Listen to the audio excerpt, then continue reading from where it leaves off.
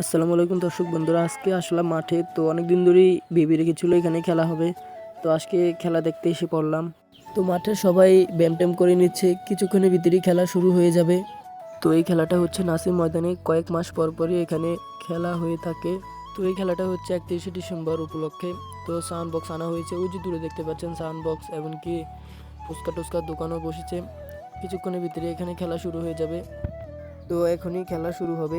তো চারুখান্দা মেনটেন সাজিয়ে নিল ভালো মতন। তো আমাদের নাসিম ময়দান মাঠটা অনেক বড়। তো আমাদের এই পাশের গোলকিপার হচ্ছে আমাদের মোটু ভাই, খুবই ভালো একজন গোলকিপার। তো আমি খেলা সাপোর্ট করি হেড দলটাকেই। তো খেলা শুরু না হতেই আস্তে আস্তে মানু আসা শুরু করে দিয়েছে। তো আমাদের এই দলের ক্যাপ্টেন সবাইকে বুঝিয়ে দিচ্ছে কে কোন সাইডে খেলবে। তো অবশেষে খেলা শুরু হয়ে গেল।